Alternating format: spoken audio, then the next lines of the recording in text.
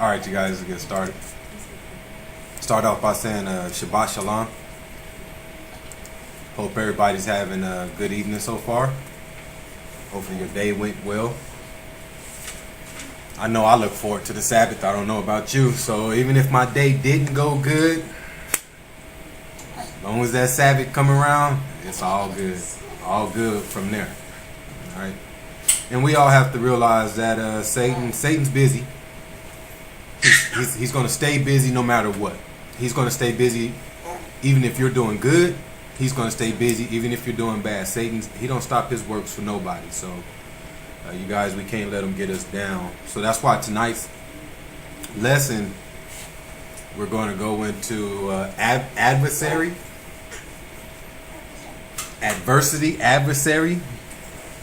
however you want to put it. Because Satan's busy. And you have to understand who the enemy is, all right? And you guys, he's gonna always try to tackle you and bring you down. And you know, the Most High said, don't let him tackle you, especially on the Sabbath. All right, 'cause that's when he really try to come and get some of us is right before the Sabbath day, because he know you're about to give your all to the Most High. So. With that in mind, I'll open it up for questions. I know we haven't really opened it up for questions in the last couple of weeks because we've just been getting straight to the lessons. But if anybody have any news or anything they would like to share with the group right now in the beginning, I'll open it up and give everybody an opportunity. I'll start with the line first. Anybody online want to go into anything? Any news or anything they would like to share with the group?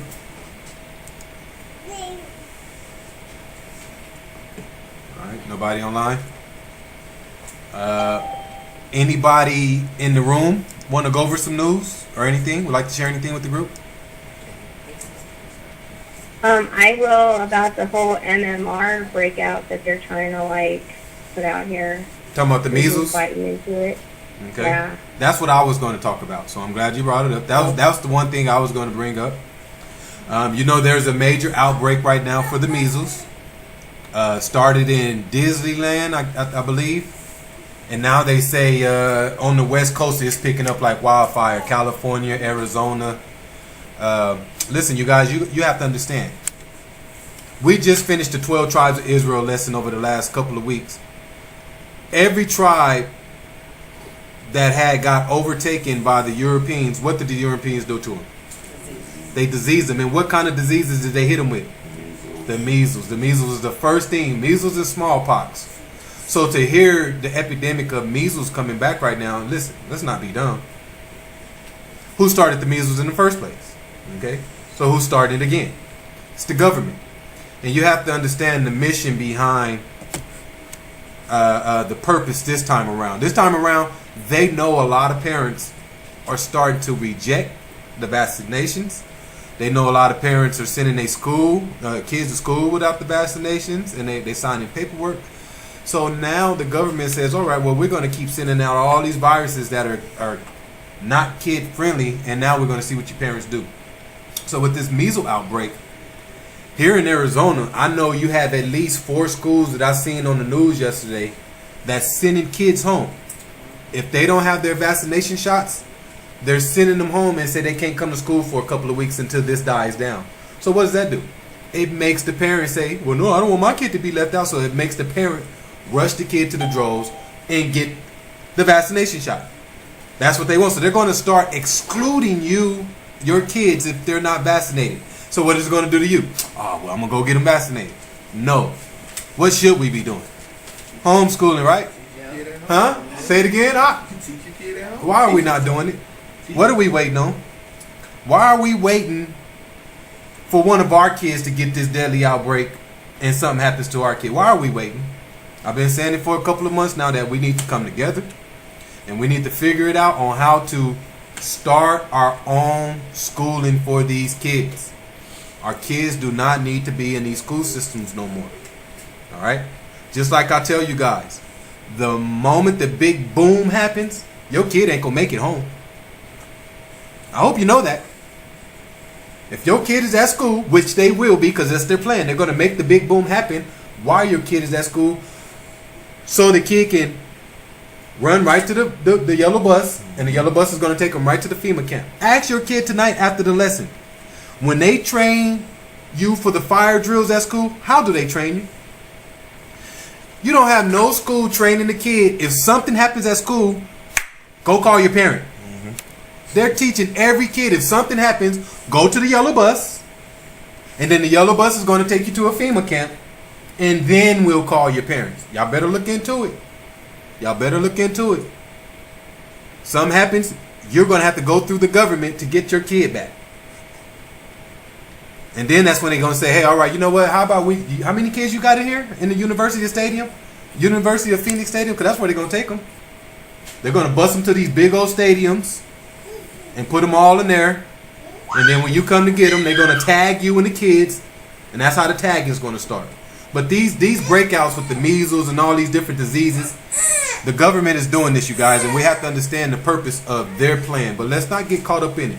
If you're somebody that says, hey, I haven't got my kid vaccinated, and now all this stuff is breaking out, don't break. You did it for a reason. The Spirit came to you and had you do it for a reason. So don't break. But do remember, this is only going to get uglier over the next few months. Ain't nothing going to get better with these different outbreaks that they have happening. Things are going to get worse. So it's really your choice. But I know right now I am so gun-ho on homeschooling. And if any one of you guys, parents-wise, you don't care about the homeschooling, then that means you don't care about your kid. And I'm just keeping it real with you. All right? Because right now these schools are against you and I, who is trying to teach our kid the right thing. It's a system. They want your kid to stay a part of the tradition. All right? But we're already at 8:20. That was the one thing I was going to bring up. Anybody else?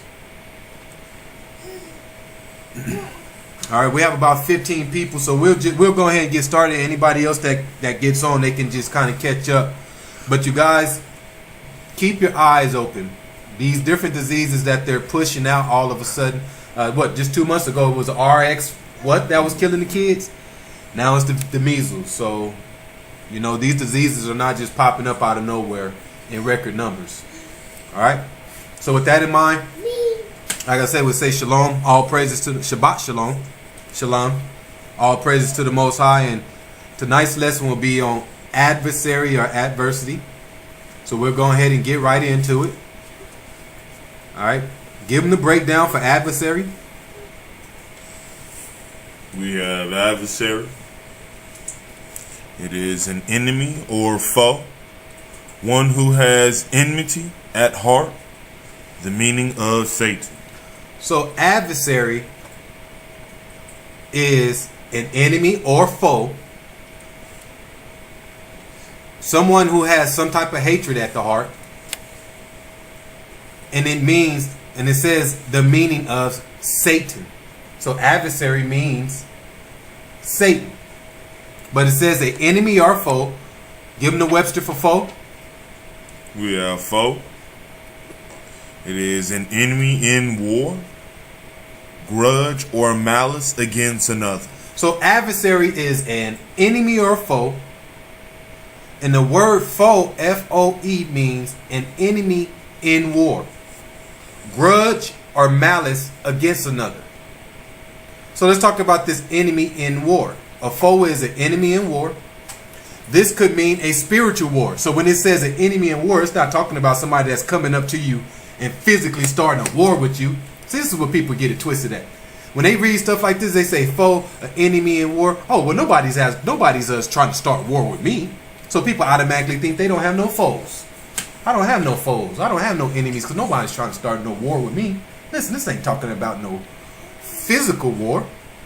This is talking about the spiritual war that we're always talking about. So an enemy or foe, which is an adversary, is someone that's dealing with a spiritual war against you, a spiritual battle. Let's go to Ephesians 6 and 12. And you guys, I will touch this precept every time we come on until people start realizing you are in a spiritual battle, whether you accepted it or not. See, a lot of people say, hey, I want to go to the war. So it's a choice, right? But this war, you don't have a choice. You're already in it. All right? The choice you do have now is whose side you're going to be on. Okay? But if you're one of those people that say, hey, I don't want to be in this war, I don't want to have nothing to do with it, then you made your choice. You're on Satan's side. Okay? But if you wake up and say, hey, you know what? You wake up and you say, hey, I realize I'm in a war.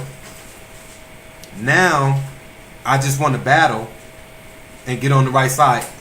I just want to get on the right side. I know I'm in the war and I know I'm on the wrong side. So now I'm going to find the Most High and do what I got to do. Ephesians 6 and 12. We're in the book of Ephesians. We're in chapter 6, verse 12.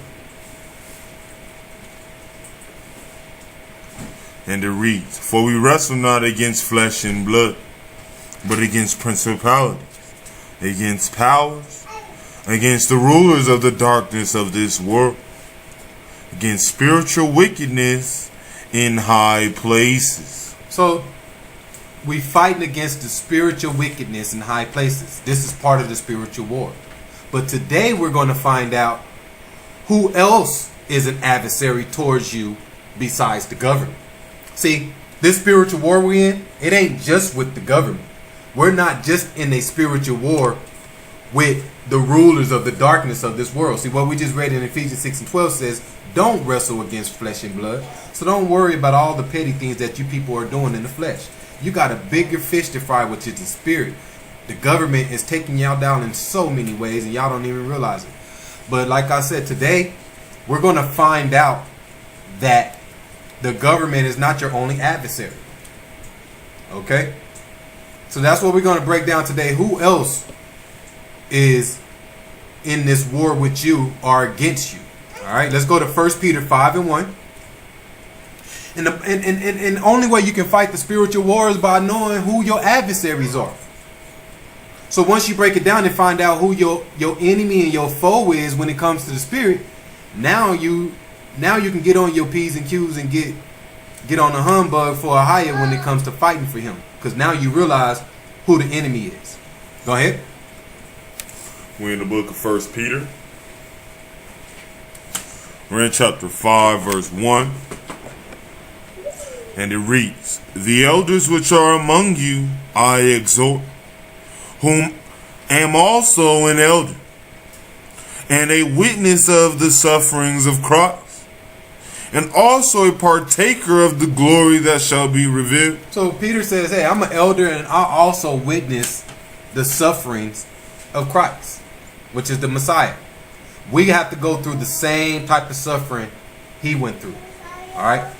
And if you go through the suffering he went through, it's called adversity. All right. The Messiah went through a lot of adversity when he was in the flesh.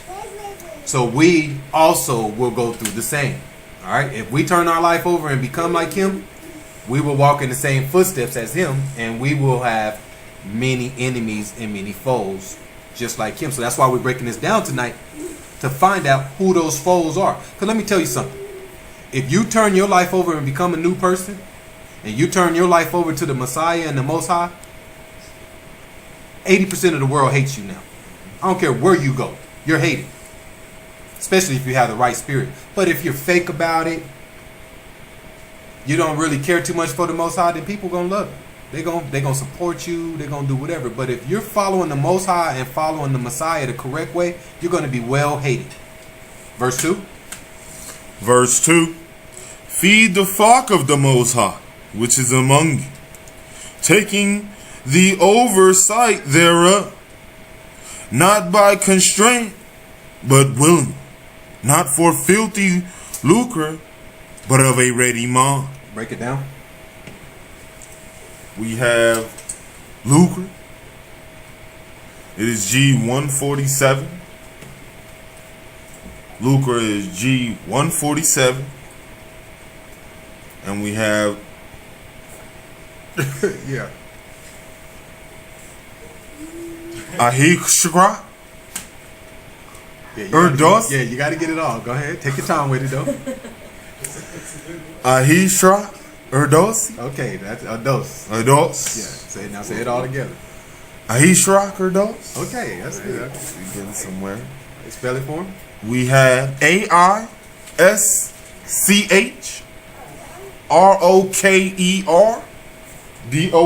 Man, that's a tough word. Y'all gotta understand, this brother got a on these lessons, this be some tough words on these Sabbath days. Y'all try them yourself on your own time.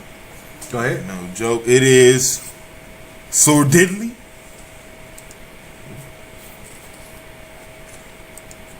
Yeah. We, So sordidly.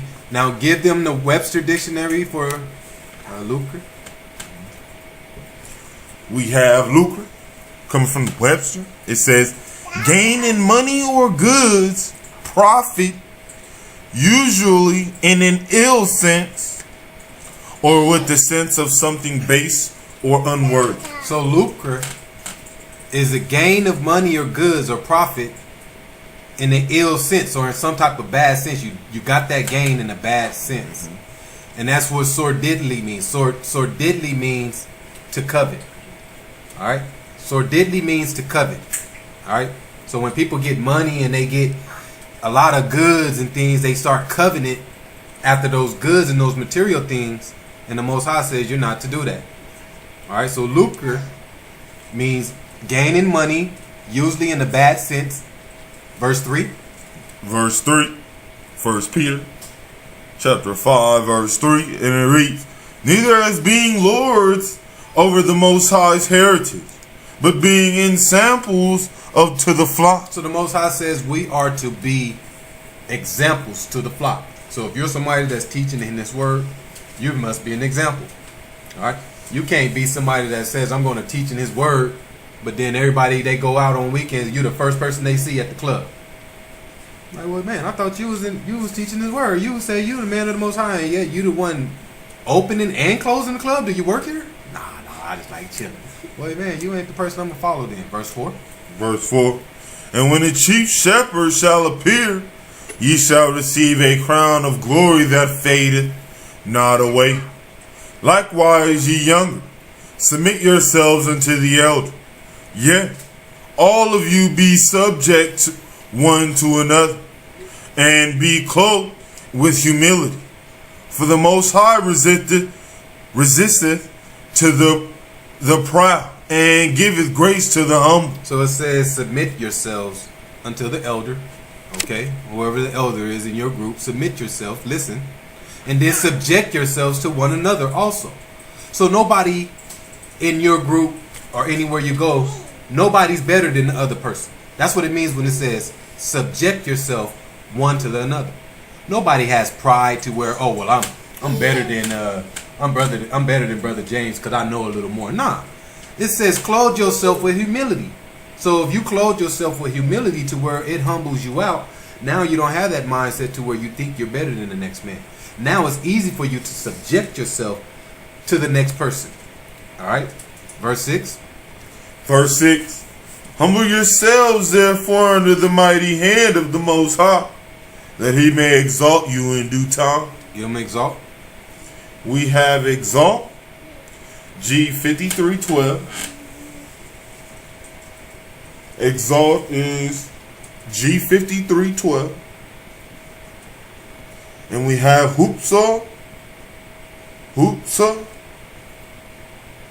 We have HUPSOO. Hoopsa. Exalt. It is to elevate. So exalt means to elevate. So verse 6 says, humble yourselves therefore under the mighty hand of the Most High, that he may elevate you in due time. So in due time, when it's time for him to be there for you, he will elevate you. Okay? But you have to take away the pride, and you have to submit yourselves to one another. Alright? Descend yourself. Become normal. No one's bigger than no one else. Remember we broke down the word descend last week? What was descend? Bring yourself down to a lower rank. So if you're high rank and you get around people that's no ranking, then you bring yourself down to their ranking. How about that? I don't care who you are. You bring yourself down to the ranking of the room. The average ranking of the room, I don't care if you are high rank. You get to a certain room and everybody's low rank, well, you low rank for this time being also. You subject yourself to the individuals that are around you. Verse 7. Verse 7. 1 Peter chapter 5, verse 7. Casting all your care upon him, for he careth for you. Break down the word care. We have care. We have G3308. Care is G3308. We have Merimna. And it is through the idea of distractions, solicitude. So care is through the ideal of distraction. So it says casting all your distractions upon him. So if anything's going to distract you, it better be the Most High. Okay? If anything is going to distract you in this world, it better be the Most High. Casting all your distraction, casting all your care upon him, for he cared for you. So let's break down this caring part that it's talking about here. Casting all your distractions upon the Most High. We're going to stick with this for about 10 minutes. Go to Deuteronomy 6 and 4. We're still on Adversary. That's the lesson, but we're going to break down this casting all your distraction, all your care upon the Most High. We're going to break that down for a few seconds. All right, go ahead. We're in the book of Deuteronomy, chapter 6, verse 4. And it reads, Hear, O Israel, the Most High our power is one power. And thou shalt love thy Most High thy power with all thine heart, and with all thy soul, and with all thy might. So we just hit two precepts.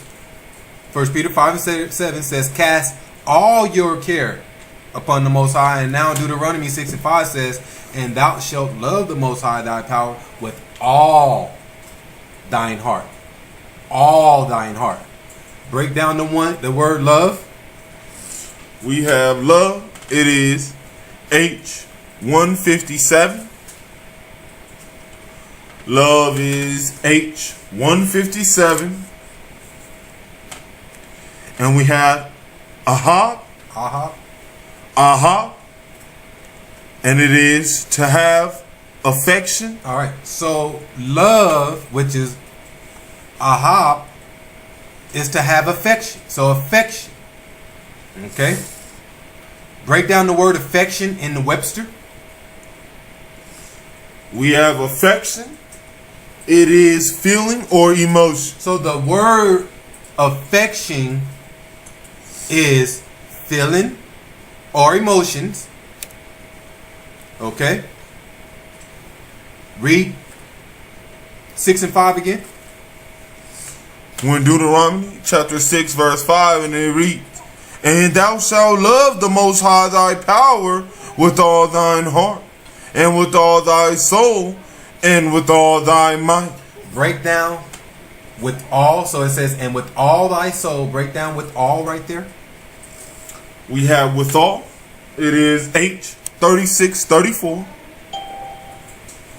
With all is Hebrews 36:34. And it is Kalal. Kalal. Kallal.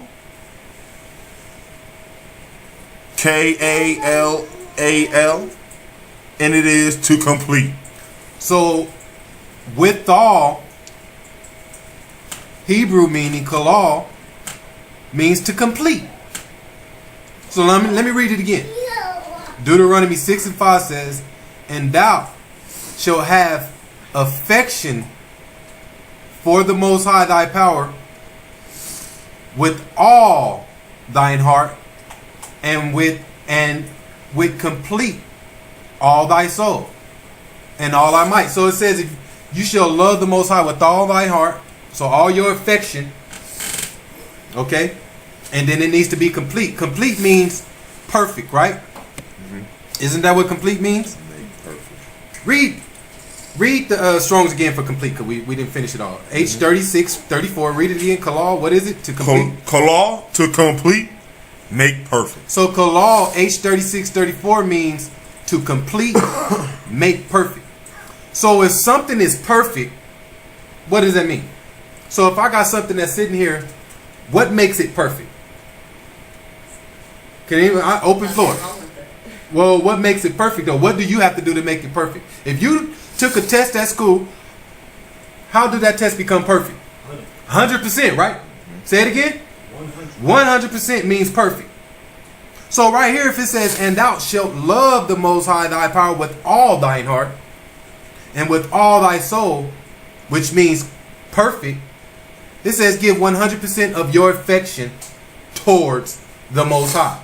That's what we just read. So that's why when we read in 1 Peter 5 and 7, it says, casting all your care upon him, for he cared for you. Okay? So the reason why I want to go into this, because we have it all the way twisted in the flesh. Okay? And then we say, well, man, why am I always getting left out? Or, man, I feel like the Most High don't look out for me. Or, well, let me show you something. The Most High says you need to have all your love and all your affection towards him. But in the flesh, we don't do that. Right? Especially we have husband or wife. I mean, let's talk about it. You got a husband and wife. Most High says, give me 100% of your love, of your affection. But now you got this wife. Wife says, hey homie, we in the flesh.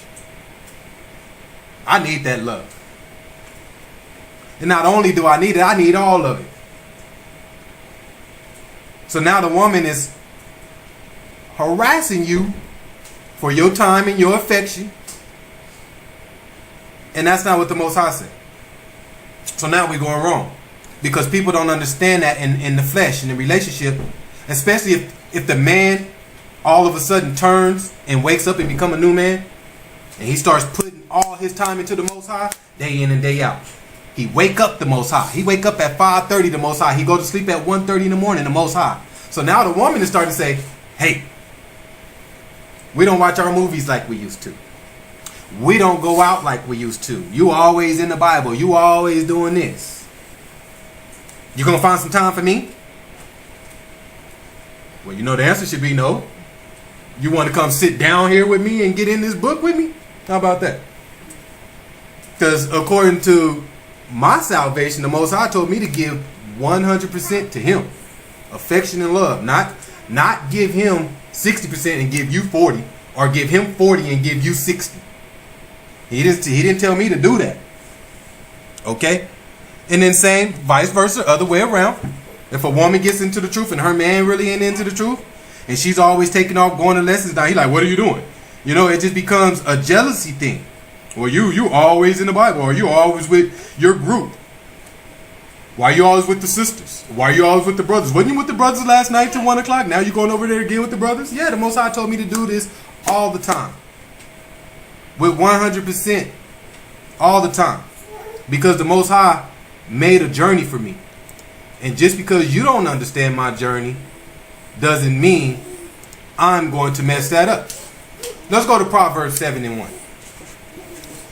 Let's talk about the journey that the Most High gave us, especially the men. Most High gave the men a specific journey to do on a daily basis. But a lot of men don't do it. Why don't they do it? Because they got somebody to talk to at home that's going to say, hey, you can't be doing that. You're taking too much time on that. And that's not what the Most High said. Read it. We're in the book of Proverbs, chapter 7, verse 1. And it reads, my son, keep my words, lay up my commandments with thee. So it says, my son. It starts off in Proverbs 7 and 1. My son, keep my words and lay up my commandments with thee. Okay? Now let's skip down to verse 19. So he's still talking to his son. This whole chapter he's talking to his son. Verse 19.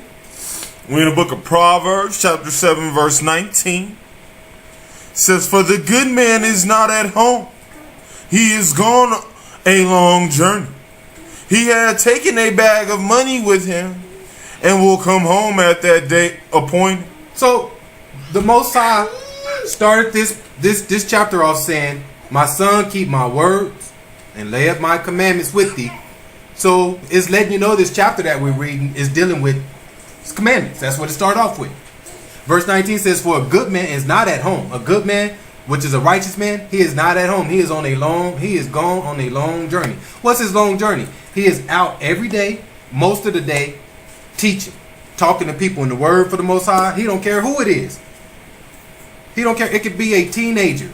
the teenager look like they need that word, I'm getting them. If the female look like she need it, I'm getting it. For male, hey, grandpa, you need this word today? Grandma, it don't matter who it is. All right? Just because I'm a man doesn't mean when I'm out all day long on my journey that all I need to do is go up to men and teach men. For what? Well, I got a wife at home, so I got to make sure I talk to nothing but. I got to make sure on my works for the Most High, I don't want my wife to get jealous, so I'm going to just talk to none but men today. That's not how it works.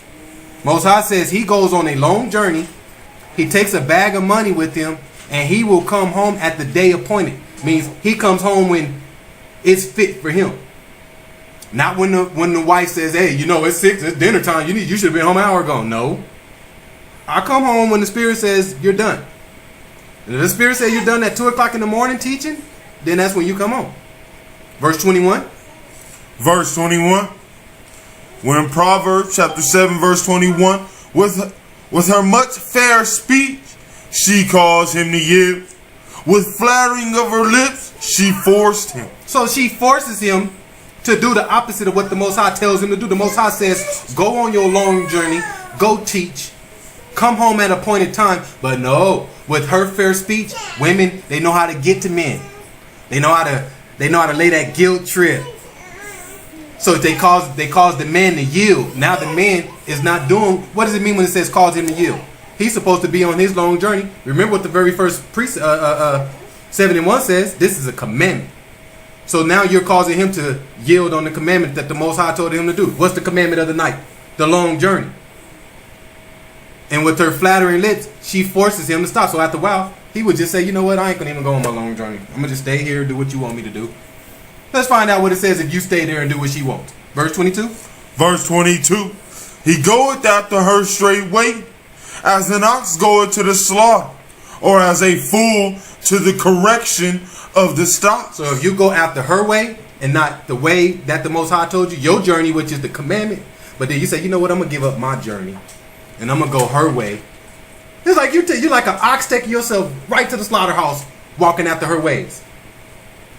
Oh, she's jealous, so she don't want me to go out and teach tonight. Hey, ox, I can't make it tonight. So if you follow what she wants you to do, she don't want you to. According to her, you putting too much time into the Most High. Your journey is too long. But that's the commandment of the night. He says go on a long journey, not a short one. But if you go her way, you're taking yourself straight to the slaughterhouse. Verse 23. Verse 23. Till a dart strike through his liver, as a bird hasteth into the snare, and knoweth not that it is for his life. So we're so ignorant. We're so tied up into our relationships, affection. We're so tied up into what the other person is going to think. Wow, she might get mad at me. Well, so it says it's going to take a dart to strike him through the liver before he can realize what's going on. Only thing that can stop him from taking himself straight to that slaughterhouse is a dart striking him. Something's going to have to strike him. But other than that, he's so lost in the mind that he don't even realize that he's losing his life over this. Verse 24. Verse 24. Hearken unto me now, therefore, O ye children, and attend the words of my mouth. Let not thine heart decline to her ways. Go not astray in her path. Don't let her take you out of the path. Don't decline to her ways. So if I give you a commandment and say go on a long journey, don't let her talk you out of that. 26. Verse 26. For she had cast down many wounded, yet many strong men have been slain by her. Her house is the way to hell, going down to the chambers of death. So if you want to walk after her way, and you want to do what she tells you to do, tells you her house is already sitting in hell. You have to understand, you guys, there's nothing new under the sun. Ain't nothing changed. Ever since Eve ate of the tree, she made it real hard for the women. The women now, the spirits of the women, majority of the women, after Eve ate of that tree, Satan comes to the woman right now, so your house is already sitting in hell. That's why the Most High says you need to find a righteous man that has the hedge over him to protect you and get you out of hell. I don't care. Listen, women, I don't care how bright you are. I don't care how smart you are. I don't care how deep you are into this work. If you don't have a hedge, which is a man, somebody covering you and giving you the reproof on a daily basis, you're not going to make it. You better read these precepts on your own, and start getting some understanding, because so many women out there that think they can do it on their own. I don't need a man. Okay, then, well, let's read Isaiah 4:1. When it says in the last days, you're going to have all these women coming saying, I'm sorry for my reproach. You do need a man. You just need a righteous man. You need somebody that's going to be able to be in these precepts and who's going to be able to give you reproof when it's needed. Because for some reason, you women, y'all think y'all got it. All men can disappear today, and a lot of y'all women would be like, we good. We good. Well, y'all, that should be the scariest day of your life. If all men disappear tonight, y'all should be scared to death. But a lot of women are like, oh, they gonna be good, girl. You know, hey, what you mean? What y'all gonna do? Y'all just gonna go ahead and start digging trenches and bite Satan right on up right now, and all the demons just come chill with y'all? Let's keep it real though. Let's pull out the Apocrypha. Let's go to Ecclesiasticus in the Apocrypha, chapter 9, verse 1. So if anybody got the book, the Apocrypha, go to Ecclesiasticus, chapter 9, verse 1. Go ahead.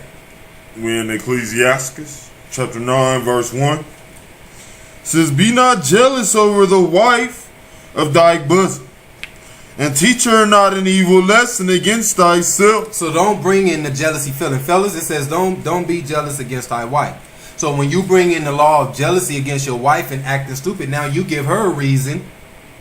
All right, that's what it means when it says, and don't give her an evil lesson against thyself. So now you'll give her a reason to be evil with you. Now you give her a reason to bring up all her feelings. When you start coming in with all these emotions and feelings, guess what she did? She been waiting. She been waiting for months to get this off her chest. And then you want to come in the house with some, hey, she been waiting on that opportunity. So it says don't give her that moment. Don't do it. Verse 2. Verse 2. Meet not with an harlot. No, verse. Okay, verse 2. Verse 2. Give not thy soul unto a woman. Say it again. Give not thy soul unto a woman to set her foot upon thy substance. It says, give not thy soul unto a woman so she can set her foot upon thy substance. What's the substance? The kingdom, salvation. But if you give your soul unto your woman, you won't be able to get the salvation. And what's giving your soul to your woman? Just what I was just talking about. You love your woman so much, you will accommodate her instead of pleasing the Most High. So the Most High says, hey, I need you out 4 days a week teaching. I need you doing it. Get it out there. But no, the woman says, hey, that's too many days. I need you at home chilling with me. So now instead of you being out 4 or 5 days a week, you only out once or twice, if that. So now you done gave your soul to her. Now you doing everything that she wants. You spoiling her. See, a lot of men, you got to twist it. Man, they got us twisted out here.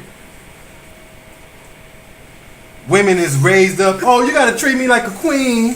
So now you got all these men running around here with they, you know what, between their legs, doing everything they can for their woman and selling their soul, and that's not how we supposed to do it. That ain't what the Most High said, dude. That's selling your soul to that woman. You running behind her with your, with your slip showing. You got so many men running around with their slip showing. What you got to slip on for anyway? That's what the world is turning into, though. Households, you're going to 70% of the households right now. The woman runs the house because the man is a punk, and he's sitting there. He done sold his soul to his woman, and he don't know how to get it back. Now she runs the house, and her house is sitting in hell. So the whole family is sitting in hell, and he's sitting there watching it. Psalms 119:10. Now what we just went over goes both ways. So like I say, so women, if you're in the truth and you have a man that ain't in the truth and you're in the truth and he's an unrighteous individual, it's the same thing. You got to, hey, don't sell your soul to him. Don't change for this dude. If you're a woman trying to wake up and you finding the truth on your own and your man is lame, don't keep selling your soul to him. He sitting at home talking about, I'm the king. but he ain't doing king things. Just like a woman. All women want to be queens. Treat me like a queen, but they don't do queen things. According to the Bible, if a woman wants to be a queen, what does she have to do? Submit herself to her man and treat him like a king. And she treats her man like a king as if the Messiah was sitting there.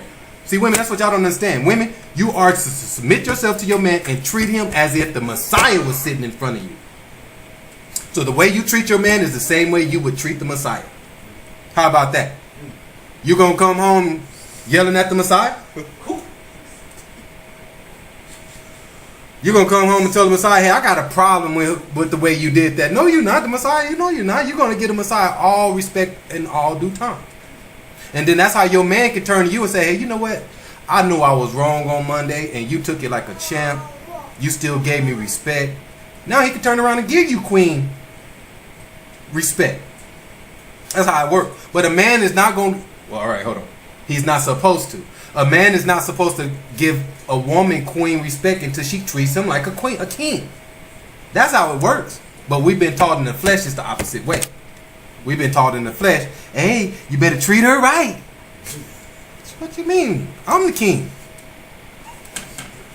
All right, I'm the king. She's supposed to get permission to talk to me. Psalms 119 and 10. Go ahead.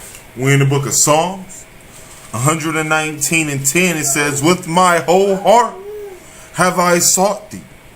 Oh, let me not wander from thy commandments. So don't wander from the commandments. So if the Most High ever gives you a commandment, you follow it. All right? And that's with the women, that's with the men. He ever give us a commandment, you follow it. So let's get back to the precepts on adversary or adversary. Okay? Matthew 10 and 35. So if the Most High ever gives you a commandment and some precepts, it says you follow it with your whole heart. Don't do part of it. Whole heart.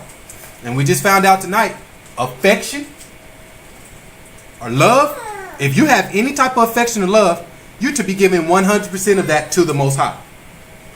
Now the way it works is, listen, don't get it twisted. I'm not sitting here saying, all right, if you have a wife at home or a husband at home, hate them. Don't love them. Just give all your love to the Most High and hate your spouse. No, I never said that. But if you have 100% love for the Most High, now the Most High is going to trickle that love and that affection down through the relationship to where now, if you're in the spirit and you live in the spirit and not the flesh, now you understand that both of the missions, man and woman, is sitting there day in and day out giving all their love to the Most High. It's not the woman giving all her love to her husband. It's not the husband giving all the love to the wife. Both of y'all are sitting in that house day in and day out giving all the love to the Most High. Now the Most High will trickle down the spirit to show you two how to love each other through the spirit. But as long as y'all keep trying to love through the flesh, it's going to be a lot of problems. Because in the flesh, somebody's going to want more affection than the Most High. And the Most High says, give me all the love. So until both people can understand that we got to love the Most High first with all our heart, then He'll show us in the spirit how to take care of each other. I hope that made sense. Matthew 10 and 35. We're in the book of Matthew, chapter 10, verse 35. It says, for I am come to set a man at variance against his father, and the daughter against her mother, and the daughter-in-law against her mother-in-law. Break down variance. We have variance. It is G 1369. Variance is G 1369. It is Dikadzo,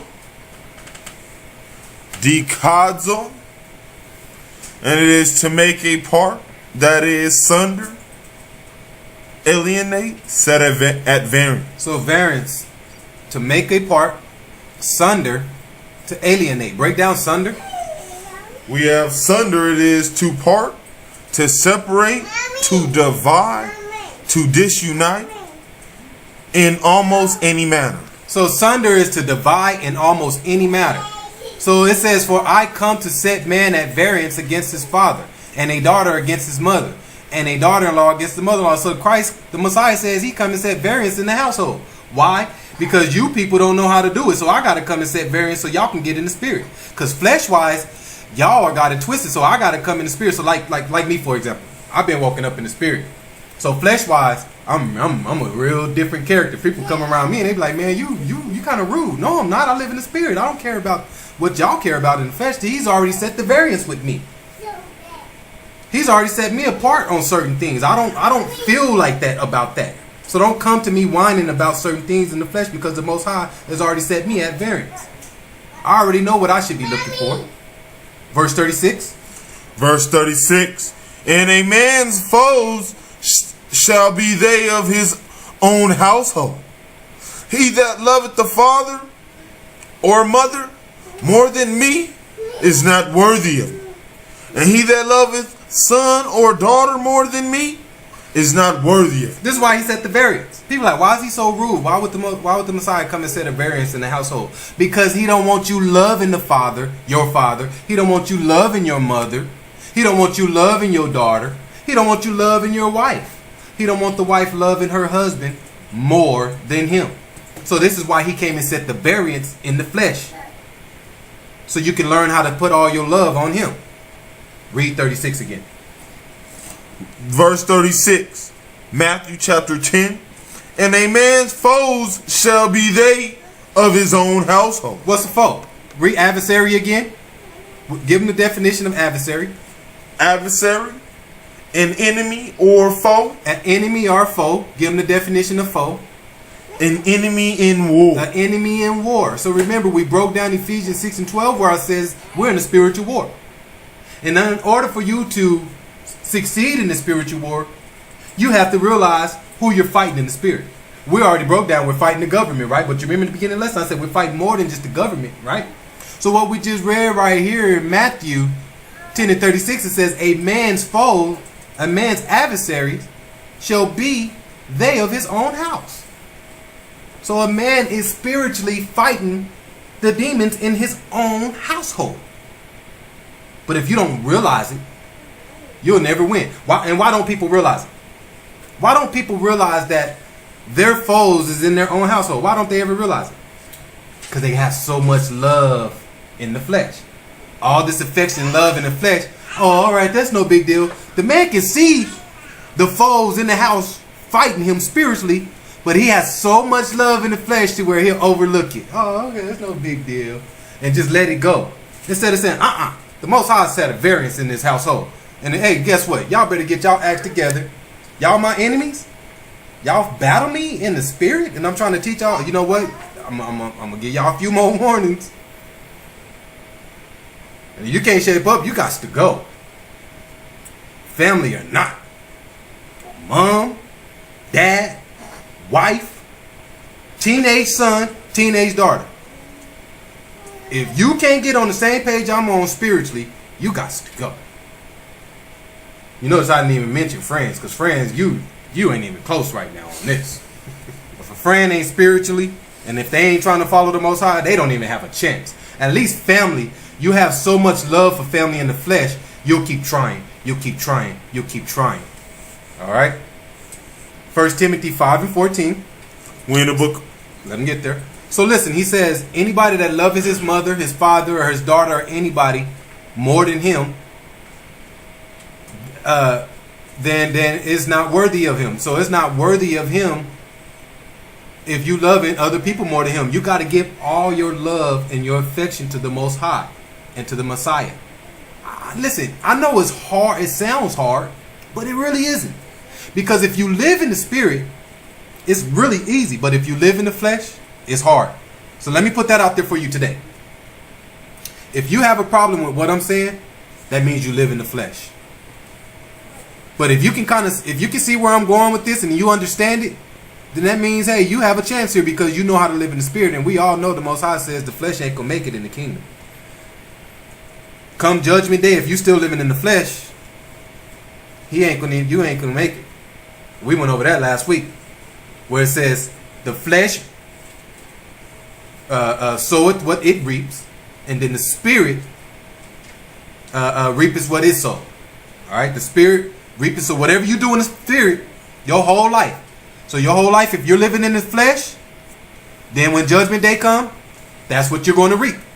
The Most High say, all right, now I'm going to judge you off of what you did in the flesh. But if you live in the spirit, then you'll reap what you did in the spirit. So you want to start spending more time in the spirit and get out of the world. So many people are attached to the world, okay, and don't even realize that they're attached to the world. Go ahead. We in the book of 1 Timothy, chapter 5, verse 14. I will therefore that the younger women marry, bear children, guide the house, give none occasion to the adversary to speak reproachfully. For some are already turned aside after Satan. So the adversary, so we're talking about the adversary means enemy of foe. So it says, and the younger women marry, bear children, guide the house. So this is talking about a woman who runs a house. They get married. All right. And then they have a man who became a punk, or he was already a punk. He sold his soul to her. Now she runs the house. She has children. Now she guides the house. She runs the house. And since she runs the house, she gives no occasion to how she speaks to him. She gives no occasion to how she speaks in the house. Give none occasion to the adversary to speak reproachfully. So since she runs the house, hey, what you gonna say to me? I'm in charge. Nah. But it says women that are like that have already turned after Satan. So women, listen up. If you like to run the house, and you got a man sitting right there and you don't want to let him do his job, shame on you. That's all I got to say. Shame on you. There's too many precepts in this Bible that says, let the man be a man. Okay? 2 Peter 1 and 4. But you have to understand, the adversary, which is Satan, okay? The adversary, which is Satan, he the one that's got everybody doing all this stuff. So if you're doing things that are against the Most High, it's all coming from Satan. It ain't coming from nobody else but him. Okay? 2 Peter 1 and 4. We're in the book of 2 Peter, chapter 1, verse 4. Says, whereby are given unto us exceeding great and precious promises, that by these ye might be partakers of the divine nature, having escaped the corruption that is in the world through lust. So, if you want to get the promises that the Most High promised us, if you want to receive those promises, it says that you must escape the corruption of this world, which is lust. Okay? So many people lust after material things. People lust after the wrong things when you should be giving all your affection to the Most High. And we're going to get into the precepts here in a minute why the Most High brings the adversary on you. Why do he let Satan come sit in your household? That's what adversary means, Satan. Why does he let Satan come sit in your household? That's why we're going over all these precepts right here in the beginning to show you what you're doing wrong. If you're not doing certain things the way the Most High wants you to do it, he's going to let that adversary creep in. Okay? 1 Corinthians 10 and 5. So let's talk about a few precepts on lust. So it says he wants you to escape the corruption that is in the world. So much corruption in this world, you guys. And if you don't realize it and you don't get away from it, then you're going to be tied up in it. That's why he tells you he don't want you hanging around certain people. If the people that you hang around are not trying to do what you do, these people are corrupt. Because these people are not looking for the same thing you're looking for. And we all should be looking for one main thing. And what's that? Salvation. So if you're around somebody that's not looking for salvation, they got to go. I don't care who it is. Don't get tied up in the love and the affection and flesh because it's a family member. But if they're not trying to save their soul, you got to get away from that individual. Go ahead. We're in the book of 1 Corinthians, chapter 10, verse 5. But with many of them the Most High was not well pleased, for they were overthrown in the wilderness. Now these things were our examples, to the intent we should not lust after evil things, as they also lusted. So it says, don't lust after evil things. When you're lusting after something, that means you're doing what?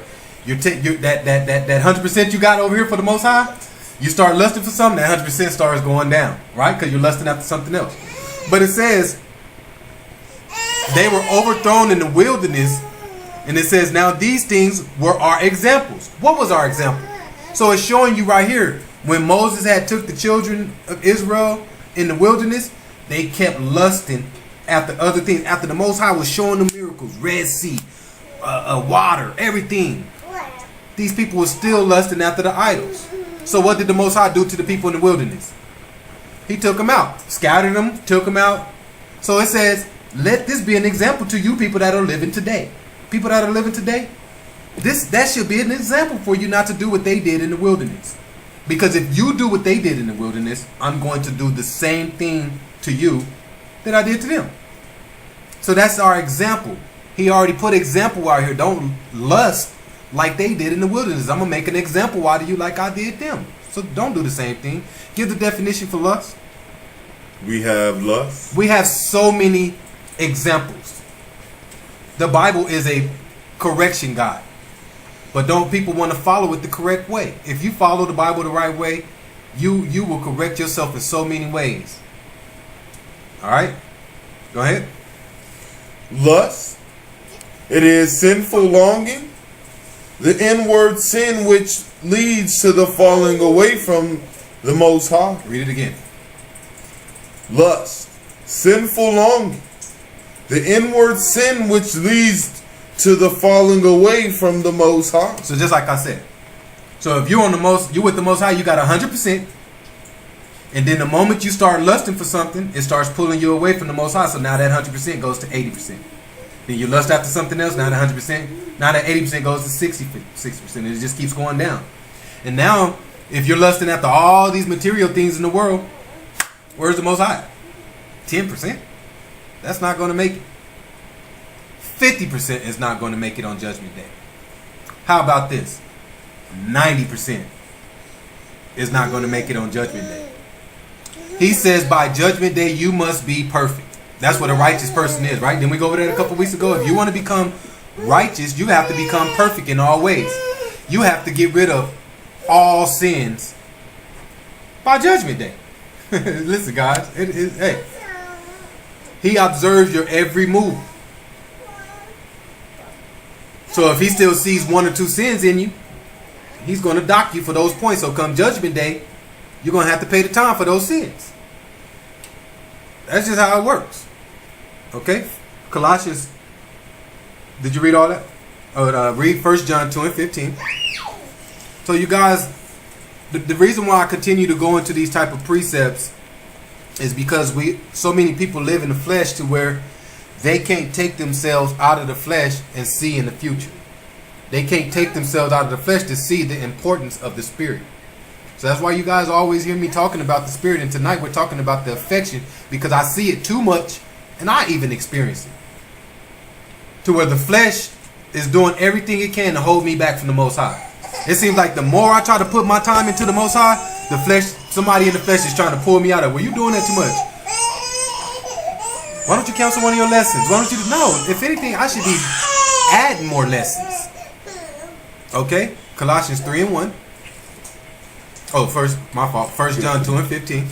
We're in the book of 1 John, chapter 2, verse 15.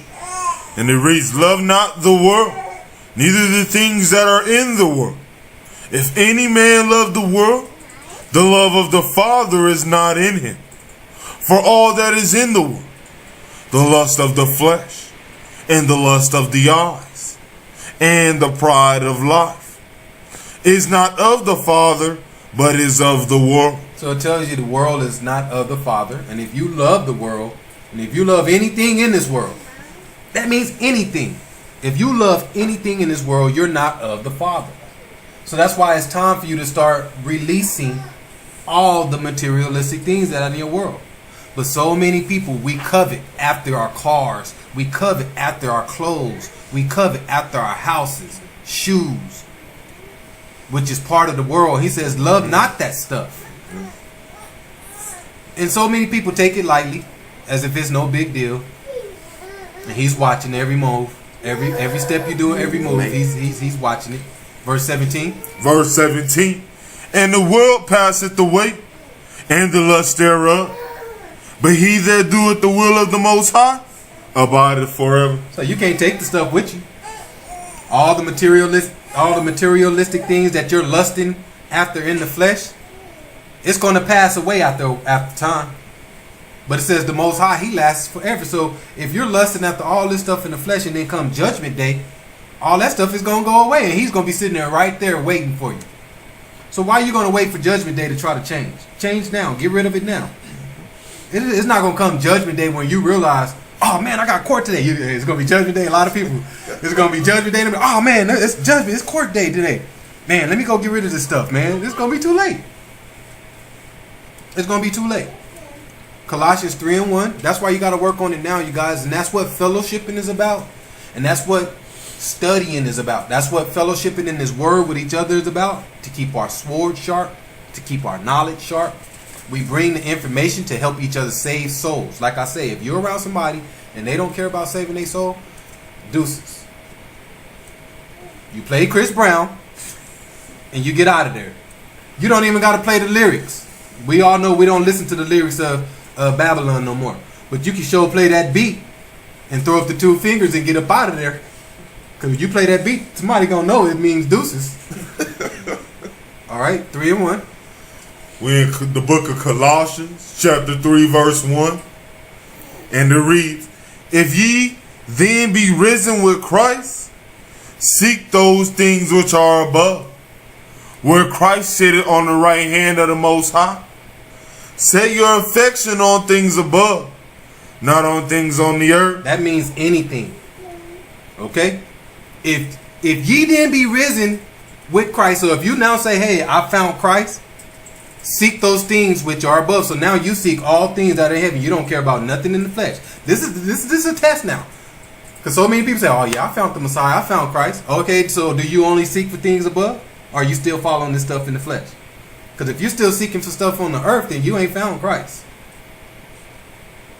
But if you're somebody that's starting to turn everything over, just starting to give everything up, you're looking pretty, your clothing is starting to look humiliating. And didn't we just read that earlier? Put on the clothing of humiliation. Because you don't care about the world no more. So the materialistic world, which they tell you, you need to look fresh every day. You need to wake up, look fresh shoes, fresh jeans, fresh shirt, fresh haircut. If you don't look fresh, you ain't fresh. But the Most High says, their fresh is damnation. But it says, set your affection on things above. So if you're going to have any type of affection, remember, we already broke down this affection, which means 100%. So if you're going to have any type of affection, you set it on things above, which is the Messiah and the higher. Not on the things on earth. Verse 3. Verse 3. Colossians chapter 3, verse 3 says, for ye are dead. The flesh means nothing. Read it again. For ye are dead. That's what that means. The flesh is already dead. Why are you worrying about the flesh? Why are y'all spending so much time in the flesh, affection-wise, materialistic-wise, when the flesh is already dead? Get in the spirit. If you really know what's good with you, the flesh is already dead to the Most High. Go ahead. We're in the middle of verse 3. It says, and your life is hid with Christ in the Most High. So just because you don't know that the flesh is dead, a lot of people don't realize the flesh is dead, but your life is hid. If you're in the spirit, is hid with the Messiah. Verse 4. Verse 4, when Christ, who is our life, shall appear, then shall ye also appear with him in glory. Mortify therefore your members, which are upon the earth. Mortify means destroy.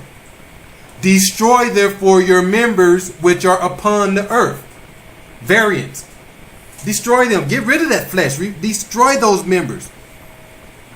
Why? We're in the middle of verse 5. It says, fornication, uncleanness, inordinate, affection, even concupiscence, evil concupiscence, and covetousness, which is idolatry. All right, concussions just means to covet or to lust after. So all these words we just went over is basically dealing with something with feelings, some type of affection or feelings. But he says, mortify therefore your members. Destroy these members in the flesh. Inordinate. We have inordinate. It is excessive, immoderate, not limited to rules prescribed or to usual bounds, as an inordinate love of the world, inordinate desire of fame. So in verse 5 it says inordinate affections. And the word inordinate means excessive. So excessive affection in the flesh no limit to rules. Inordinate love of the world. You just love the world so much. I just love America so much. I just got an email showing me on March 1st that the Taliban is going to come and destroy America, but I love it so much to where I'm going to sit here and wait to see if that's really true. That's how a lot of people is, though. When they wake up to the truth, and the Bible says that you have to flee America if you don't want to partake in her sins. People love the world so much to where they going to sit here and take those sins. They're not going to get away from them and listen to the Most High like he says. We got to get away from the world, you guys. Verse 6. Verse 6, Colossians chapter 3, verse 6 says, "For which things sake the wrath of the Most High cometh on the children of disobedience, in which ye also walked sometime when ye lived in them. But now ye also put off all these, anger, wrath, malice, blasphemy, filthy communication out of your mouth. Lie not one to another, seeing that ye have put off the old man with his deeds, and have put on the new man, which is renewed in knowledge after the image of him that created it." All right, let's go to 1 Peter 5 and 8. So he says, put off the old man with his deeds. All right, so it's time to get rid of that old man and put on the new man, which is renewed in knowledge. Okay? So if you want to put off the old man and put on the new man, you have to get rid of all that knowledge you thought you had. So many people think they know some stuff. But the Most High says when you change yourself and become a new man, you got to get rid of all that old knowledge. Okay? You're like a newborn baby all over again. Like I always say, listen, in the flesh, I don't care if you have a master's. I don't care if you have a bachelor's. I don't care if you have a preacher's license. I don't care if you have an AA. I don't care if you have it all. When you wake up into this truth, none of that matters. You can have all the degrees in the world. But when you wake up to this truth, you are a baby. You're nothing. All those credentials you got in the flesh, once you become a new man in the spirit, those credentials don't transfer over. But now that I'm in the flesh, I take all my credentials that I earned in the flesh. No. You give those up. And that's probably another reason why it's so hard for so many people to leave the flesh and turn in the spirit, because now you don't take all the credentials and everything that you've earned in the flesh. 1 Peter 5 and 8. Go ahead. We're in the book of 1 Peter, chapter 5, verse 8. "Be sober, be vigilant, because your adversary, the devil, as a roaring lion, walketh about, seeking whom he may devour." So if you don't understand what's going on in this spiritual battle, and if you can't release the lust of the flesh, and if you don't wake up and renew your knowledge in your mind and become a new man, Satan, which is the adversary, the devil, he's like a roaring lion that's walking about and seeking any and everybody who don't have a hedge. So if you're not in this word protecting yourself day in and day out, and if you don't have a hedge, Satan is just lurking, watching any and everybody that's not protected by the Most High, and he's just bringing you down day in and day out. And that's even with people that's in the Bible. That's even with people that follows the Most High day in and day out. So say you follow the Most High with all your heart, day in and day out, and then one day something gets in you. You just get upset. Something just bothers you. You can't let it go. So now your adversary, he realizes you're weak. Adversary says, "Oh, that hedge is down. The window is open. Hey, he tells his buddies, hey, the window open tonight. We're going to go ahead and go through the window." Because somebody that's protected to the Most High with the hedge, everything's secure. Everything's locked down. Even the attic, everything's locked down. The chimney is locked down. But the moment you leave something unlocked because you're not being due diligent that day, because you have so many other things that you're worrying about, Satan's going to take the opportunity and he's going to come right in and devour you. So people that are righteous, you have to stay righteous as much as you can. Because the moment you let Satan in and you invite him in, he's going to come in. I promise you. And when he come in, you ain't going to like it. When you invite Satan in, he ain't going to play by your rules. If he gets in the house, he's going to destroy it. All right, 1 Kings 5 and 4. So you have to understand, even righteous people, you have a hedge. The moment you let that hedge down just a little and Satan creep in there, he's going to take the opportunity. He's been waiting. He's been waiting outside the door forever. He's been trying to get in there forever. And now he see opportunity. He's coming in with full force. So don't let him in. You have to stay righteous. You have to keep the faith. And you have to stay humble on a daily basis. That way Satan will never enter into your life. But the moment you start getting negative, the moment you start getting a little out of whack, planting that negative seed, here he come. He gonna be the one that's gonna come water that garden. Go ahead. We're in the book of 1 Kings, chapter 5, verse 4. And it reads, "But now the Most High, my power has given me rest on every side, so that there is neither adversary nor evil occurring." Break down adversary. We have adversary. It is H7853. Adversary is H7853. And we have Shaitan. Who? Say it again. Shaitan. And it is To attack. Accuse, be an adversary, resist. So the word adversary in Hebrew is Shaitan, which is Satan. Alright, we already broke that down. So the Hebrew word for adversary is Shaitan. Alright. And 1 Kings 5 and 4 says, "But now the Most High my power had given me rest on every side, so that there is neither adversary nor evil occurring." So if you're following the Most High and following His commandments and doing what you need to do, He'll give you rest on every side to where your protection, which is your head, neither the adversary or evil can bother you. Okay, but you have to be doing things in the realm of the Most High. Break down the word adversity. So adversary and adversity is almost the same thing, but they got different meanings, but they're almost the same thing, and we're going to break them down. Go ahead. We have adversity. It says an event or series of events which oppose success or desire, misfortune, calamity, affliction, distress, state of unhappiness. So adversary and adversity, when I said they're almost the same thing, adversity is just basically bad things that are happening to you. And who's bringing those bad things? The adversary, which is Satan. So the adversary, which is Satan, he's the one that gives you the adversity. So you hear people all the time be like, "Man, I got a lot of adversity in my life." And honestly, I've heard so many people use the word adversity and they don't even use it right. They don't even know how to use it because they don't know what it means. But adversity means an event or series of events which oppose success or desire. So these events are not successful. All right? These are series of events that are bad. That's what adversity means. Misfortune, calamity, state of unhappiness. So if you're always experiencing different events, bad events, state of unhappiness, that's your adversity. If you're always week in and week out complaining about all these different things happening to you, man, that happened to me again. Man, I had another flat.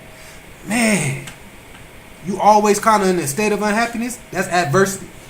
And that means Satan is sitting in your house, the adversary. He's sitting somewhere in your house.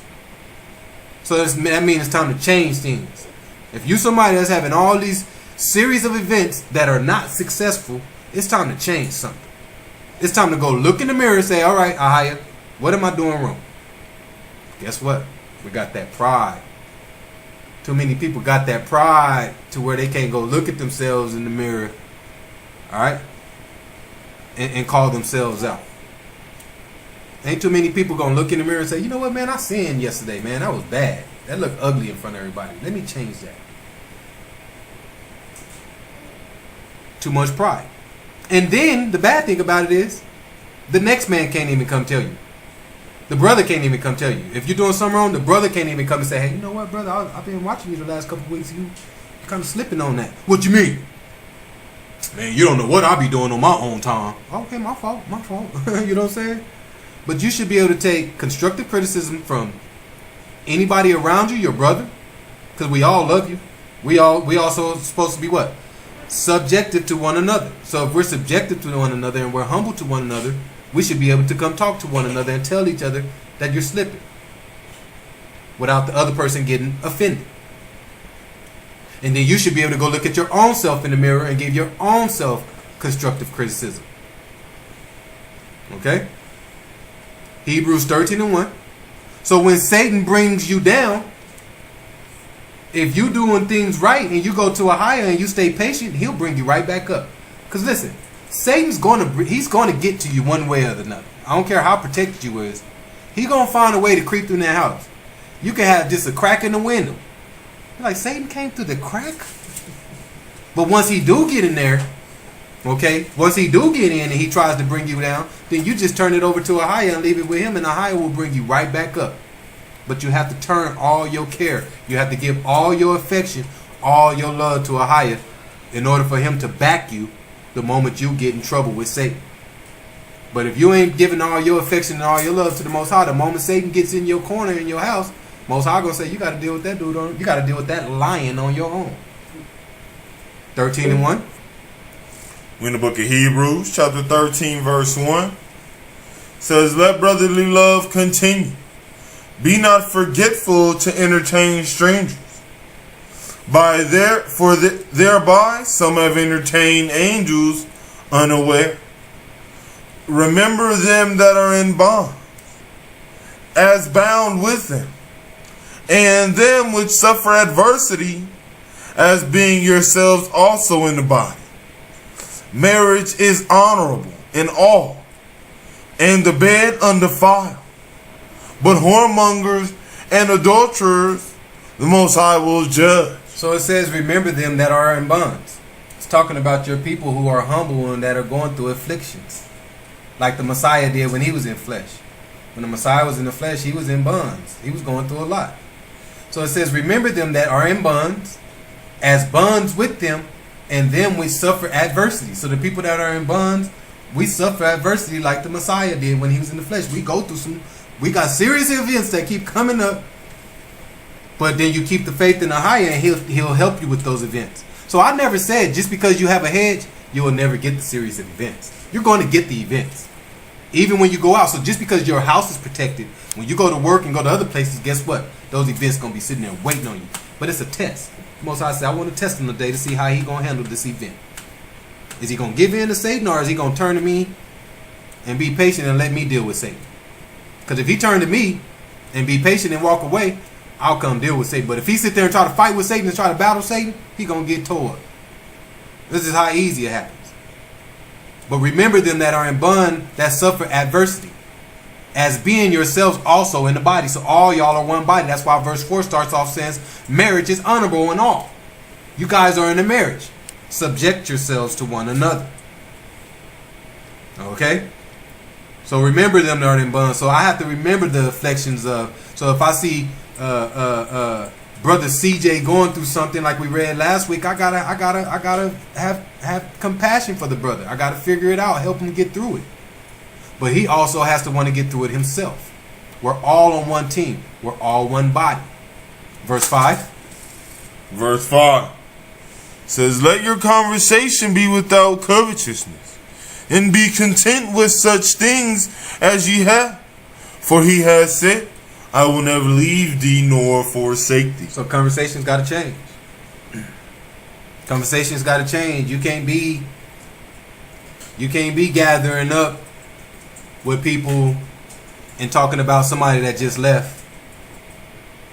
You got a group that come together, and then the moment a couple of people leave, they can't wait to conversate about it. The Most High said that's not how we do it. That's not how you work. Even conversations, when you get around people, all they talking about is the Kardashians. Talking about what's the main one? What's her name? Kardashian, Kim, Kanye West, and people. This is their conversations. So that's why the Most High says when you go around people, make sure it's people like you. That way the conversation is what? About him. But if you're going around people that's not about the word and trying to do what you do, your conversations will sooner or later venture off into something that you shouldn't even be talking about. And that's all the adversary. That's all the Satan. That's what it is. It's just Satan. Satan was like, well, all right, well, you're not doing sin things, but hey, I'm going to get you over here with your cousin, and I'm going to have you talk about sin things. So conversations can be sinful also. So you don't have to be doing something in the flesh for it to be a sin. Conversation, your mouthpiece, you got to be careful what you're talking about. Your mouthpiece can be sin. All right? Hebrews 10 and 31. So we have to understand, you guys, once you find the Most High, and once you say, hey, I found the Messiah and I'm a changed man, you got to mean that. You got to really change. You can't find the Most High and then play around with him. You can't do that.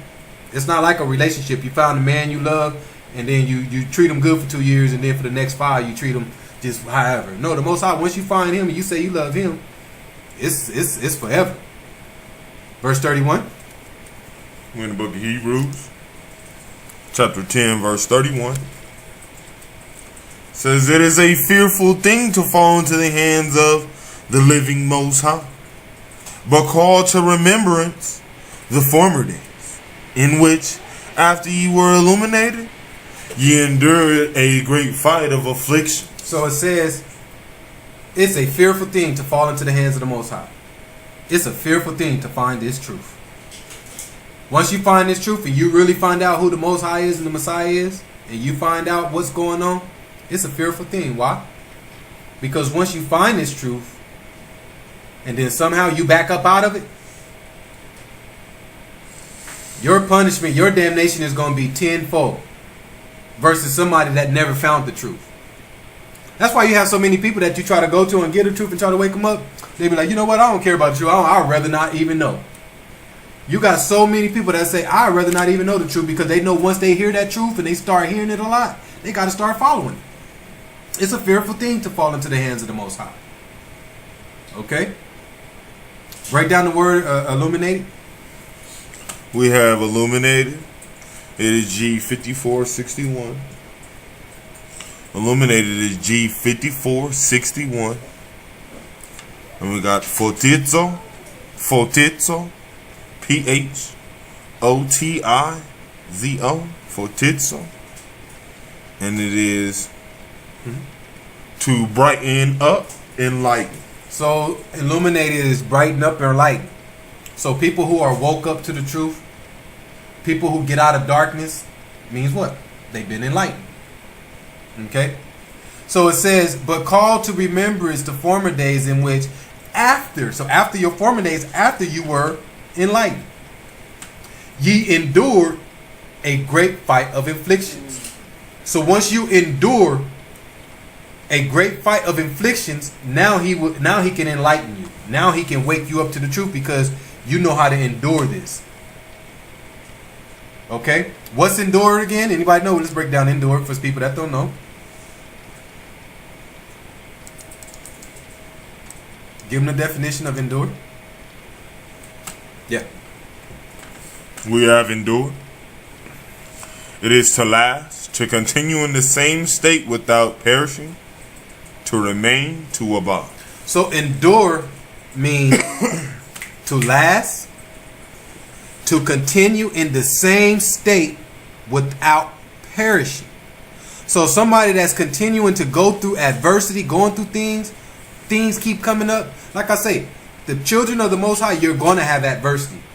Satan's going to keep trying to find a way to break you down. He's going to keep trying to do things that's going to pull you out of your realm. He wants to see you act a fool. He said you done changed your life. You don't no longer pick fights. You don't no longer yell and argue. So Satan keeps bringing different events to you from different people to see. He wants you to act a fool. Like, I'm going to get you to act a fool today. All right, whether you want to or not. I know you living in the spirit. Watch this. No, you laughing. That's what Satan does. Satan will go to the Most High and say, yeah, I see Ed down there in the spirit, man. He been in the spirit for 3 days now straight. Most High is like, yep, I'm proud of him. Satan like, you want to see me? You want to see me make him act a fool? You want to see me change him away from you? I can do it. And before you know it, your good day, you been doing good all week. And next thing you know, you're like, man, you yelling, you going crazy. You're like, what just happened here? What just happened? I'm working hard as I can to stay in the right spirit, and now look at me.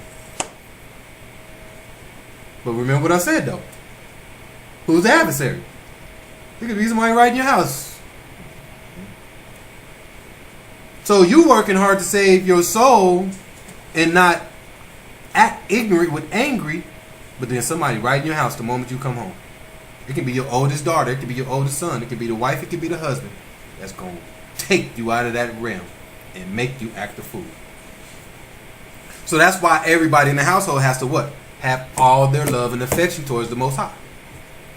Because if you don't have that happening in the house, somebody's always going to be waiting on their affection. I didn't get all my affection today and I'm upset. Man, I got to deal with this again? You got to get on the same page, you guys. Okay? Break down the word afflictions. We have afflictions. It is G3804. Afflictions is G3804. My fault, man. It says pathema. Pathema. Pathema. Pathema. It is PATHEMA. Pathema. And it is something undergone, that is hardship or pain, subjectively in emotion or influence, affection, affliction, motion, suffering. So hardship or pain. So verse 32 says, but call to remembrance the former days in which after ye are enlightened. Ye that continue in the same state to last, which is endure, a great fight of hardship and pains. That's what afflictions mean. Okay? So you must go through some hardship to get your reward. And what's the reward? Salvation. Listen, that's going to only be the only answer now. Listen, it's not a trick question. You hear me ask that the only answer is going to be salvation. So you must go through some hardship in the flesh in order to get your reward, which is the kingdom. But if you don't have patience when you're going through these tough times, you won't receive the promises that the Most High tells you about in the Bible. Point blank, you got to have patience when you're going through these tough things. You can't give up. So many people give up and run to Satan. The moment that adversary start coming, that adversity, they give up and just be like, Satan, whatever, what you want me to do? I sell my soul. Alright? Hebrews 10 and 36. But we can't do that. You can't give up. You can't give up if you want the promise. If you want the reward, you can't give up. Go ahead. We're in the book of Hebrews, chapter 10, verse 36. And it reads, for ye have need of patience, that after ye have done the will of the Most High, ye might receive the promise. So you got to do the will first. You got to follow His commandments. You have to fear Him. And you do it with patience. And once you do this, then you can receive the promises. Go ahead. For yet a little while, and he that shall come will come, and will not tarry. So hey, be patient. He's coming. Just because He's not coming when you want to. Alright? For yet a little while. Don't get impatient. He's coming. He's coming to get you. He's coming to protect you. Okay? Go ahead. Verse 38. Now the just shall live by faith. But if any man draw back, my soul shall have no pleasure in him. But we are not of them who draw back unto perdition, but of them that believe to the saving of the soul. So he says, don't fall back. But if any man draw back, my soul have no pleasure in him. So like it says, to find the Most High, it's a fearful thing to fall into the hands of the Most High. So once you fall into the hands of the Most High and then you fall back, it says his soul has no pleasure in you. Okay? And he says, and we must believe in them to the saving of the soul. So that's why I say you are to go around on a daily basis and ask that question. Are you trying to save your soul? What's your purpose? Okay? Proverbs 24:7. So you can't let adversity turn you back. You can't get into some hardships and be like, you know what? I just give up. Because that's what's going to happen. When you turn yourself over and become a new man and say, hey, I found the Most High. I now walk in the ways of the Most High. Satan is going to come and get you and say, nuh-uh, you're on my team. You're on this war. You're on my side. So Satan's going to come with 7 of his buddies. Not just him no more. So once you find the Most High, Satan's going to go find 7 of his buddies. And they're going to be at your doorstep every day trying to get you back on their team. Okay? Go ahead. We in the book of Proverbs, chapter 24, verse 7. And it reads, wisdom is too high for a fool. He openeth not his mouth in the gate. He that deviseth to do evil shall be called a mischievous person. The thought of a foolishness sin is sin, and the scorner is an abomination to men. If thou faint in the days of adversity, thy strength is small. Hebrews 5 and 7. So he says if you faint in the day of adversity, so when adversity hit and you run from it, your strength is small. Your strength is small, and we don't want that. But it starts off in verse 7, says, wisdom is too high for a fool. Alright, that's common sense. So if you see somebody walking around with foolish ways and acting a fool, wisdom is too high for him. It's too much for him. You can't tackle that. Wisdom too slippery for you. You need some gloves.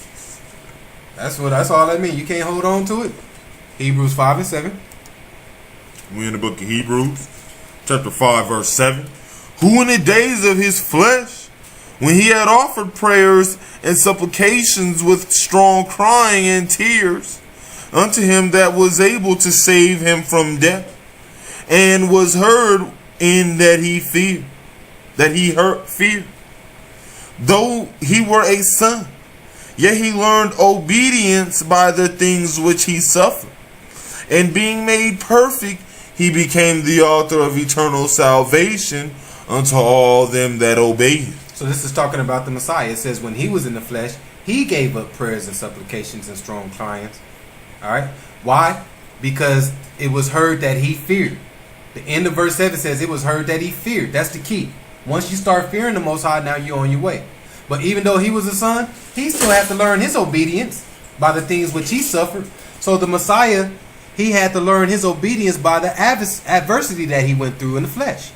So that's how, same with you in the flesh, that's how you show the Most High that you are learning through obedience by being patient with the adversity that he brings to you. When you go through adversity and you stay patient and you deal with them, now the Most High says, okay, you made it through that. I put that on your plate. You made it through it.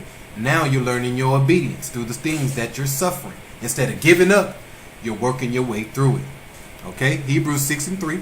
We're gonna we got 10 minutes, so you already know when it gets to the end, we're gonna kind of just get through these precepts. I probably won't explain as much, but we will make it through them. All right. Hebrews 6 and 3. We're in the book of Hebrews, chapter 6, verse 3. It says, and this will we do, if the Most High permit. For it is impossible for those who were once enlightened and have tasted the heavenly gift and were made partakers by the Holy Ghost. Y'all heard that? So it starts off saying, so it is impossible for those that was once enlightened and have tasted the heavenly gift. Go ahead. And were made partakers of the Holy Ghost and have tasted the good word of the Most High and the powers of the world to come, if they shall fall away, to renew them again unto the repentance, seeing they crucify to themselves the Son of the Most High afresh, and put him to an open shame. You gonna do that? He says you're gonna put the Messiah to an open shame. It says, for it's impossible for those who were once enlightened to have tasted the heavenly gift and have tasted the word, the good word of the Most High. But then you fall away and go back to Babylon. That means you putting the Messiah to a shame. Because if you found the word and then you walking around trying to get people to wake up, and then 2 years later you right back on the other side, they gonna be clowning you. Hey man, you remember when you was trying to get us to wake up to the Bible and look at you back over here? Now you putting his word to a shame. Now people laughing at, they mocking you. Psalms 51 and 9. Don't do that. Don't be that guy. Don't be that guy that puts the Son of the Most High to an open shame. Because you woke up to the truth and you tried to get people to come with you, but then eventually they got you to come back to them. So now you made the word, you put shame to the word. Go ahead. We in the book of Psalms, chapter 51, verse 9. It says, hide thy face from my sins, and blot out all mine iniquities. Create in me a clean heart, O Most High, and renew a right spirit within me. Cast me not away from thy presence, and take not thy Holy Spirit from me. Restore unto me the joy of thy salvation. How can he restore the joy of salvation? By you being enlightened. And the only way he can enlighten you is by you walking away from the lust of the world. So until you can walk away from the lust of the world, you won't get salvation restored to you. Read the rest of that. We're in the middle of verse 12. It says, and uphold me with my free spirit, with thy free spirit. Then will I teach transgressors thy ways, and sinners shall be converted unto thee. So when you go around friends and family that's not in the word, you're to teach. That's what it means. That's what it says. Then I will teach transgressors thy ways. So when you go around sinners, you're to teach them the ways of the Most High. Not put them to shame. And sinners will be converted unto thee. That's what that just says. Psalms 8. I guess. What else about Shabbat? For everybody in so far. Okay, went. I thought on you. Even if my didn't good, was that summer around? It's all good. Right? And we realize Satan, he's stay busy or what? He's going to stay, even if you're good, he's going to stay, even if you're bad. Say, he don't stop us for no. You can't let it down. That's why we're going to go to Adversary, however you want. Satan's busy. You understand what he is, alright? Because he's always try to tackle, bring you, the most, let him tackle. That's on the Sabbath. Alright? And he really come and get us before this because he's about to get to the most. Mine out up for questions. We haven't read up for questions last couple. We just been straight to the. But if you have any news or any would like to shoot right again and open it up. Anybody, I start with the first. Any blind went to any news they would like to share? Anybody online? Anybody in for some news or anything? Share anything? Well, the whole mark out there, The measles. Okay, that's what I'm talking. I'm glad you. That was that thing I was thinking up. There's an outbreak now for the. It in Zealand, I believe. Now they the West Coast picking up a fire. California on the.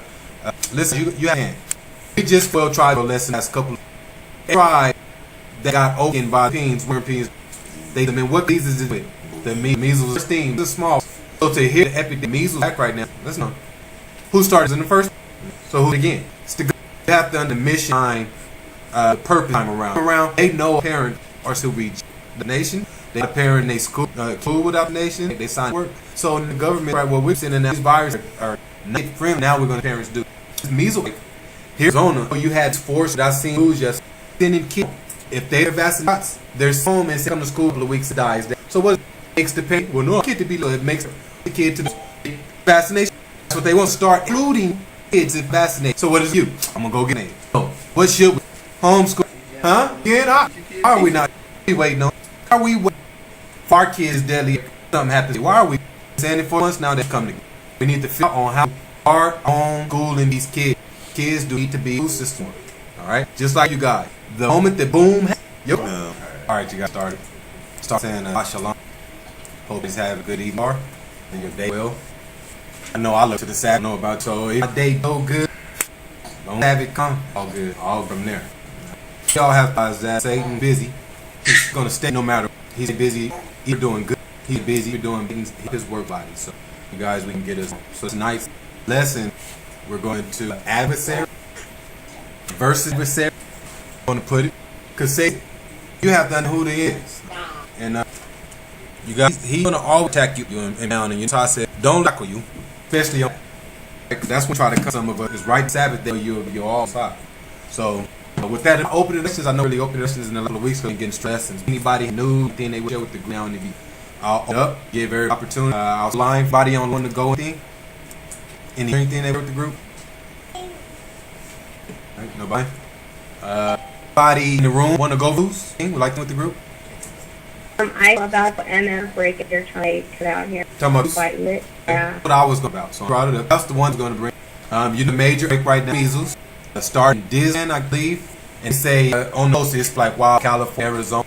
And you guys have to understand, witnessed the tours of Israel over the last weeks. Every trip that had overtaken the Europe, what did the Europe to them? Disease, kind of disease, they hit them with measles. There's the first measles and pox. So here, endemic is coming back. Let's not be done. at the measles place. Okay, starting government, and you're standing behind this time. They a lot of start jet the vaccines. You know, a lot of are sending kids to school with the vaccines, and they in paper. Now they says, "Oh, we're going to keep out all these that are not kidding and see what you can." So with this outbreak here in Arizona, I know at least schools on the news today that kids home. They don't have the nation shot. Sending them home, they can't go for a couple until this down. What does that do? It made parents say, "I don't want my death out," so the parent rushed and drove and get the nation shot. That's what they're going to exclude your kid. They're not getting. They're going to do the ambassador. No, we be doing fooling, right? Say it again. Why doing it? What are we? Why waiting for one of us to get the outbreak and some to our kid waiting? I've been for a couple of months. We need together and we figure it out to start on school for these. Our kids not near these schools no more. Like I tell you, the more big happens, the kid ain't. Alright, let's get start off by Shaban. Everybody in so far. Hopefully went. I for it. I thought on choose. Even if my didn't go good, was that summer round? It's all good. Alright. And we realize Satan's he's busy. What? He's gonna stay even if you're good. He's gonna stay even if you're bad. Satan don't stop for no. You can't let him down. That's why we're gonna go to Adversary, however you want. Satan's busy. You understand what he is, alright? Because he's going to try to tackle you, bring you down. You know, the most let him tackle. That's on the Sabbath. Alright? And he really come and gets us before the because he knows how to give to the most. Mine out up for questions. We haven't real for questions. Last couple we just been to. But if you have any news or any like the group right now, again, open it up. Anybody, I start with the first. Anybody went to any news or like to share? Anybody online? Anybody in for some news or anything? Share anything? Well, the whole MR out there, like the measles. Okay, that's what I'm talking about. I'm glad you. That was that thing I was up. No, there's an outbreak now for the. In Zealand, I believe. Now they the West Coast picking up a fire. California on the. Listen, you have. We just well tried a lesson last couple. Tribe that got opened by the peens. Where peens? They mean what diseases is it? The measles, steam, the small. So to hear the epidemic measles back right now, let's know who started in the first. So who again? It's the after the mission purpose time around. They know parents are still reach the nation. They the parent they school kids without the nation. They sign work. So in the government, right? Well, we're sending out these viruses are not friendly. Now we're going to parents do it's measles. Here's Arizona. You had forced. That I seen who's just sending kids if they are vaccinated. They're home and come to school the weeks dies. So what makes the parent? Well, no kid to be it makes the kid to the vaccination. That's what they want to start including kids in vaccinate. So what is you? I'm gonna go get it. So what should we homeschool? Huh? Yeah, are we not? We waiting on? Are we waiting for our kids deadly? I'm happy to say. Why are we saying it for months now? They come together. We need to figure out on how our own schooling these kids. Kids do need to be school system. All right, just like you guys. The moment that boom, yep. All right, you got started. Start saying shalom. Hope he's having a good evening or and your day well. I know I look to the side. I know about the if they go good. Don't have it come. All good from there. Y'all have that Satan busy. He's gonna stay no matter. He's busy. He's doing good. He's busy. He's doing bad. He's his work body. So guys, we can get us. So it's a nice lesson. We're going to adversary versus adversary. I'm gonna put it because say you have to know who they is, and you guys he's gonna always attack you and down on you. So I said don't tackle you, especially on. That's when try to cut some of us is right there that you're all stop. So with that opening lessons, I know really opening lessons in a lot of weeks going getting stressed and anybody new thing they would share with the ground to be up give every opportunity. I was lying body on one to go anything they with the group. Right, nobody. Body in the room want to go would like to with the group. I know about the NF break if they're trying to put out here. Talking about yeah. What I was going about. So I brought it up. That's the one's going to bring. You know, major right now measles. Started in Disney, I believe, and say on those it's like wow, California, Arizona. And you guys have to understand. We witnessed the tours of Israel over the last weeks. Every trip that had overtaken the Europe, what did the Euro to them? Disease, the kind of disease they hit them with. Measles. It was the first measles and pox. So the epidemic of coming back. Let's not be dumb.